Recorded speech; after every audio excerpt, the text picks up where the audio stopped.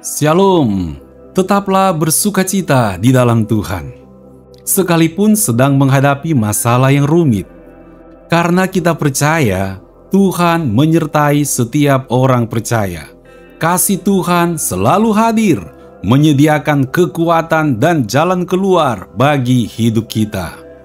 Percayalah, pertolongan Tuhan tidak pernah terlambat bagi setiap orang yang sungguh-sungguh berharap kepadanya.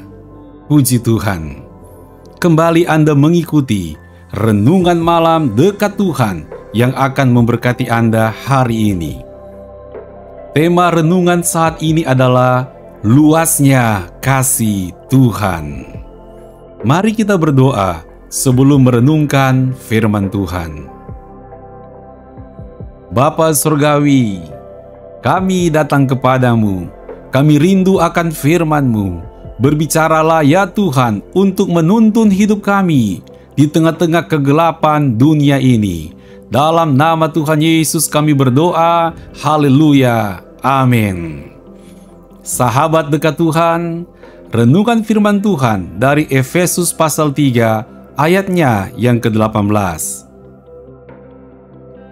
Aku berdoa supaya kamu bersama-sama dengan segala orang kudus dapat memahami betapa lebarnya dan panjangnya dan tingginya dan dalamnya kasih Kristus, dan dapat mengenal kasih itu sekalipun ia melampaui segala pengetahuan.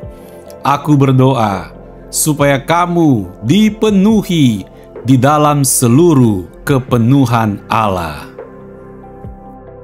Sahabat dekat Tuhan, melalui firman Tuhan ini, kita diajarkan tentang kasih Tuhan begitu luas. Paulus mengatakan tentang betapa lebarnya dan panjangnya dan tingginya dan dalamnya kasih Kristus. Artinya, apa yang kita pahami tentang kasih Kristus saat ini belumlah cukup dibandingkan dengan kasih Kristus yang sesungguhnya. Kasih Kristus lebih lebar dan panjang dibandingkan kasih seorang ayah kepada anaknya. Kasih Kristus lebih tinggi dan lebih dalam dari kasih seorang ibu kepada anaknya. Kasih Tuhan lebih indah dan mulia dibandingkan dengan seseorang yang sedang jatuh cinta kepada pasangannya.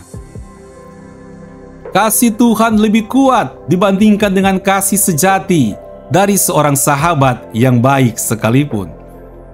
Kasih Tuhan lebih nyata dibandingkan kasih seorang tuan yang menanggung hidup dari anggota atau bawahannya. Sungguh, kasih Tuhan tidaklah tertandingi dari apapun juga. Kasih Tuhan memberikan solusi bagi hidup kita. Melalui kasih Tuhan, maka dosa-dosa kita dibereskan oleh Kristus di kayu salib. Melalui kasih Kristus, maka kita beroleh kesempatan-kesempatan dan peluang-peluang yang baru dari Tuhan. Karena kasih Kristus, maka hati kita yang hancur, pahit, kecewa, dan putus asa sanggup dipulihkan oleh Tuhan. Karena kasih Kristus, maka kita dapat memiliki pengharapan yang pasti tentang kehidupan kita di hari ini dan di hari esok. Karena kasih Kristuslah, maka hati kita tidak gelisah, karena Tuhan sudah menyediakan tempat bagi kita di sorga. Indah bukan? Melalui kasih Tuhan, maka kita mengalami kemenangan demi kemenangan iman di hidup ini. Kasih Kristus memberikan penghiburan yang sejati di saat kita sedang susah dan berduka. Dan masih banyak lagi tentang kebesaran dari kasih Kristus di dalam kehidupan kita. Untuk itulah, Paulus berdoa supaya jemaat di Efesus makin memahami dan memahami lagi tentang kasih Kristus. Paulus mengarahkan bagaimana caranya untuk memahami kasih Kristus, yaitu dengan membangun pemahaman secara bersama-sama tidak dengan sendiri-sendiri.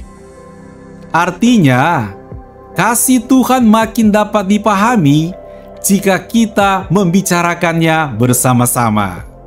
Kasih Tuhan perlu diceritakan di antara sesama anak Tuhan supaya dapat menggali kedalaman kasih Tuhan itu. Oleh sebab itu, kita harus belajar untuk setia menceritakan kasih Kristus. Makin kita berbicara tentang kasih Kristus, maka kita akan makin memahami kedalaman makna dari kasih-Nya itu. Selain itu, Paulus juga berdoa agar pengenalan kita tentang kasih Kristus adalah pengenalan yang melampaui akal dan pikiran kita.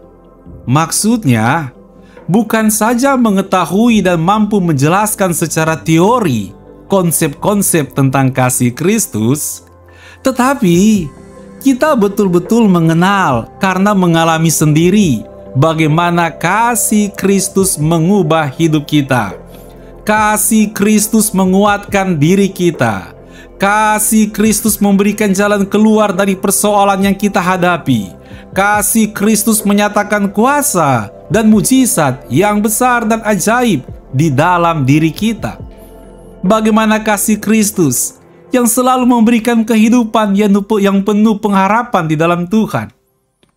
Dengan demikian, maka kita makin hari makin dipenuhi dengan pengenalan akan Tuhan melalui pengalaman iman kita bersamanya. Amin. Mari kita berdoa. Bapa Surgawi, terima kasih untuk firman-Mu saat ini. Kami rindu untuk terus mengenal dan mengalami kasih Kristus di dalam hidup kami.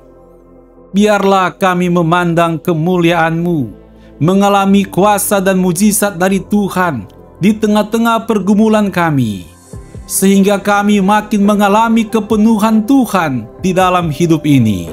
Terima kasih ya Tuhan. Bapa Surgawi, berkati juga kami saat ini.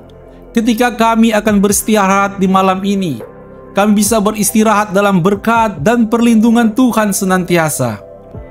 Di dalam nama Tuhan Yesus Kristus kami berdoa. Haleluya. Amin. Puji Tuhan. Terima kasih karena Anda telah mengikuti Renungan Malam Dekat Tuhan. Anda dapat juga menjadi berkat dengan membagikan link renungan ini kepada orang lain. Selamat beristirahat dalam berkat Tuhan. Sampai bertemu kembali besok malam. Shalom.